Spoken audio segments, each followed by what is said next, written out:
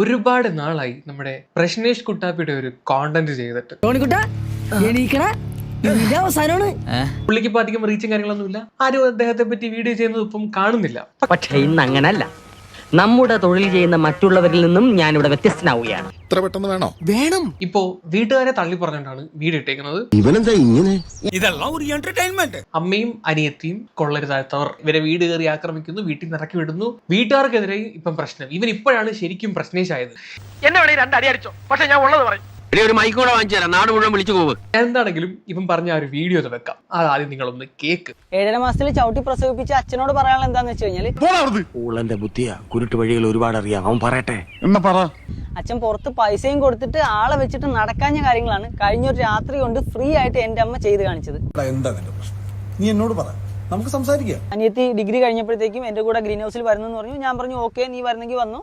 അത് നല്ലതാ, പരിചയമുള്ളവരെ തന്നെ വഞ്ചിക്കുന്നത് നല്ലതാ, ഇല്ലടാ. ഇതിനകത്തുനിന്ന് ഞാൻ സോഷ്യൽ മീഡിയയുടെ കാര്യങ്ങളും സോഷ്യൽ മീഡിയയിൽ എങ്ങനെയാണ് നമ്മുടെ കാര്യങ്ങൾ സംസാരിക്കാനുള്ള കോൺഫിഡൻസ് ഉണ്ടാക്കേണ്ടതെന്നും ഒക്കെ പഠിപ്പിച്ചു തരാന്ന് പറഞ്ഞു. അതൊക്കെ ഞാൻ പ്രോപ്പർ ആയിട്ട് തന്നെ സെറ്റ് ചെയ്തു.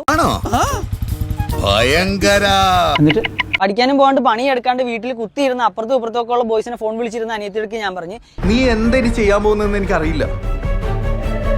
ഒപ്പം വളർന്ന പെങ്ങൾ എനിക്ക് മനസ്സിലാവുന്നില്ല. അപ്പോൾ അവൻ എന്ത് പറഞ്ഞു? പട്ടി തെണ്ടി ചെറ്റെ നായിന്റെ മോനെ.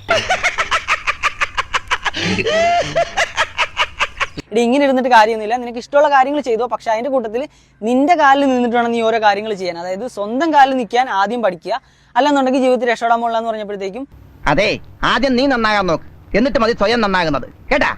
ഞാൻ അനിയത്തിയെ കണ്ടുകൂടാത്തവനായി, ഞാൻ ഇപ്പൊ അമ്മയെ കണ്ടുകൂടാത്തവനായി, ചുമ്മാടിച്ചോടുന്നതാണെന്നേ. അതുപോലെ അമ്മയ്ക്ക് ഞാൻ പ്രശ്നേഷായി. ഞാൻ എന്റെ ഭാര്യയെ കല്യാണം കഴിച്ചോടുകൂടി മാറിപ്പോയി. ഇത് നിങ്ങൾ അവന്റെ കഥകൾ കേൾക്കണം. കഴിഞ്ഞ ദിവസം അമ്മയും അനിയത്തിയും കൂടെ എന്നെ വീട്ടിലോട്ട് വിളിച്ചിട്ട് അവിടുന്ന് ആളെയൊക്കെ വെച്ച് കൂട്ടി, അങ്ങനെ അപ്പുറത്തും ഇപ്പുറത്തുള്ള ഗുണ്ടന്മാരും ഗുണ്ടികളൊക്കെ കൂടെ നല്ല രീതിയിൽ ഞങ്ങളെ കയ്യേറ്റം ചെയ്തു.